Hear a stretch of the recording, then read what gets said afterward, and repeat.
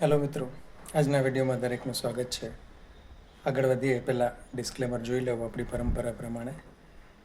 શરૂઆત કરીએ બજારની વાતથી, પણ બજારની અથવા કોઈ પણ ચર્ચા કરીએ એ પહેલાં ડિસ્ક્લેમરની તો આપણે વાત કરી લીધી. બીજું ડિસ્ક્લેમર એ કે રજાઓ છે એટલે આઉટિંગમાં બહાર નીકળ્યા છીએ, એટલે બની શકે કે વિડીયોની ક્વોલિટી અથવા વોઇસમાં કદાચ થોડું ઘણું આગળ પાછું હોય તો ચલાવી લેવું.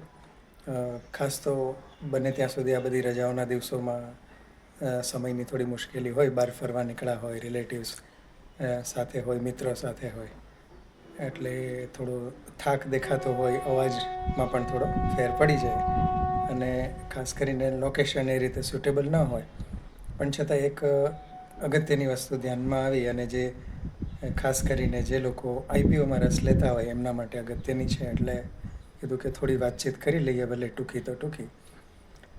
પણ એ શરૂ કરીએ પહેલાં માર્કેટની વાત કરીએ તો ટેરિફ માટેની જે કંઈ બધી સ્પષ્ટતા થઈ અને 50% સુધી ટેરિફ પહોંચ્યું ત્યાર પછી જે કહેવાય એ થોડી ઘણી શાંતિ છવાયેલી છે. અને સોમવારે તો એફઆઈની થોડી કેશમાં ખરીદારી પણ હતી, એ થોડું પોઝિટિવ સાઇન કહી શકાય. બીજી એક પોઝિટિવ સાઇન જે છે એ છે ક્રૂડની, કે ક્રૂડ પ્રમાણમાં ઘણું નીચું ગયું છે. અને યુક્રેન સાથે આપણી વાતચીત ચાલુ છે, જે મોદી સાહેબે વાત કરી, એને કારણે કેટલાક પોઝિટિવ મુદ્દાઓ સામે આવે છે કે કદાચ ટેરિફ માટેનો જે મુદ્દો છે એ આવનારા સમયમાં કોઈ પણ રીતે સેટલ થઈ જાય એવું બની શકે છે. જોકે એક વસ્તુ નક્કી છે કે કદાચ ટેરિફનો મુદ્દો સેટલ ના થાય તો પણ ઇકોનોમીને એટલો બધો ફરક મોટો પડે કે એવું લાગતું નથી. સમય ટાઈમ બિંગ બને, થોડું ટૂંક સમય માટે બની શકે કે એની અસરો કદાચ દેખાય, પણ લાંબા ગાળામાં કોઈ ફરક ન પડે. કદાચ એવું પણ બને કે ઓપોર્ચ્યુનિટી જે છે આનાથી પણ વધારે આવી શકે છે. એટલે આ જે લોંગ ટર્મ વ્યૂઝ જે છે એ તો એઝ ઇટ ઇઝ આપણે જાળવી રાખવાના રહે છે. અને as a long term investor આપણા માટે તો કદાચ એ ડીપ આવે કે સારું એવું કરેક્શન આવે તો એક ઓપોર્ચ્યુનિટી ગણાય. કારણ કે આમ જોવા જઈએ તો છેલ્લા લાંબા સમયથી એકદમ સિગ્નિફિકન્ટ ડીપ 500, 1000, 1200, 1500 પોઈન્ટ સુધીનું ક્યારેય પણ હમણાં જોવા નથી મળ્યું, તો આપણા માટે ઓપોર્ચ્યુનિટી ગણી શકાય.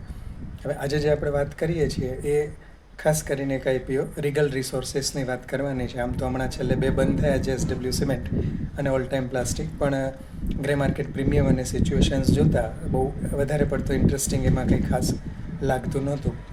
પણ રીગલ રિસોર્સિસ માટેની વાત એટલે કરવાની કે બહુ નાનો એવો આઈપીઓ છે, લગભગ 300 કરોડનો, અને એમાં પણ ફ્રેશ ઇસ્યુ લગભગ 200 કરોડ જેવો છે, એટલે એ પોઝિટિવ વસ્તુ કહી શકાય. બીજું છે કંપનીની પ્રોડક્ટ.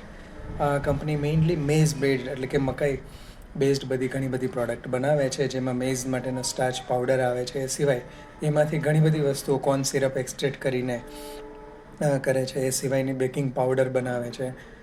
અને જેને કહેવાય ને કે વેકફિલ્ડથી માંડી અને ઇમામી જેવા સારા સારા એમના ક્લાયન્ટ છે. એટલે બિઝનેસ વાઇઝ અને ફ્યુચર વાઇઝ કંપની જે છે એનું સારું ગણી શકાય કે આવનારા સમયમાં પણ એમનો બિઝનેસ રહેશે. ઘણી બધી ડાયવર્સિફાઈડ પ્રોડક્ટ છે, પણ મેઇનલી મેઝ પ્રોડક્ટ છે. કલકત્તા બેઝડ કંપની છે. ફાઇનાન્શિયલ્સની વાત કરીએ તો ફાઇનાન્શિયલ્સ બધા સરસ છે. રેવન્યુ ગ્રોથ દર વર્ષે પ્રમાણમાં સારો એવો કહી શકાય એવો જોવા મળે છે. સામે પ્રોફિટ ગ્રોથ પણ છે. રિટર્ન રેશિયો કમ્પેરેબલ છે, બહુ તોડફોડ પણ નથી અને એકદમ પુઅર પણ નથી. એ રીતનો કંપનીનો બિઝનેસ છે. પ્રમોટર માટે પણ કોઈ રેડ ફ્લેગ આપણને દેખાણા નથી ખાસ કરીને. અને બાકીની બધી વસ્તુઓ કંપનીમાં ટીક થાય છે એ જોતાં. કંપનીના પિયર્સમાં સૌથી વધારે કોઈ સિગ્નિફિકન્ટ હોય તો ગુજરાત અંબુજા એક્સપોર્ટ કરીને જે કંપની છે. બાકીની કંપનીઓ છે પણ એટલી બધી લાઇમલાઇટમાં નથી, બહુ જાણીતી કંપનીઓ નથી અને બહુ જાણવા જેવી પણ નથી એમના રિટર્ન રેશિયો જોઈને. પણ કંપનીનું સેગમેન્ટ એ રીતનું છે, એટલે બહુ ઓછા પ્લેયર છે અને માર્કેટ પણ એટલું જ હોય, પણ તેમ છતાં સારી સારી બ્રાન્ડ જે છે એમને સપ્લાય કરે છે, એટલે થોડું ધ્યાનમાં રાખવું જોઈએ. અને સૌથી અગત્યનું આપણા માટે કે જે ગ્રે માર્કેટ પ્રીમિયમ લગભગ 20થી માંડી 24% સુધીનું ચાલે છે, તો એવું માની શકાય કે લિસ્ટિંગ ગેઇન જે કાંઈ કદાચ માર્કેટ અહીંયાથી પણ વીક થાય તો પણ લિસ્ટિંગ ગેઇન જે છે એમાં કોઈ તકલીફ પડે એવું નથી લાગતું. એટલે ખાલી એ માટે પણ એપ્લાય કરી શકાય છે. બાકીની બધી વસ્તુઓ તો પછી આગળ જે છે ખ્યાલ આવે છે. પર્સનલી જેટલા પણ ડીમેટ એકાઉન્ટ અવેલેબલ હોય એમાં એપ્લિકેશન કરવી એવો વ્યૂ બેસે છે. પછી તમે તમારો પોતાનો વ્યૂ જે છે ફાઇનાન્શિયલ એડવાઇઝરની સલાહ લઈ અથવા તમારા પોતાના રિસર્ચથી નક્કી કરી શકો છો. કારણ કે આપણે કોઈ એપ્લાય કરવું કે ન કરવું એ માટેની એ સલાહ નથી આપતા, પણ આપણું ઓબ્ઝર્વેશન્સ અને વ્યૂ પોઈન્ટ મારો જે છે એ વાત કરી છે.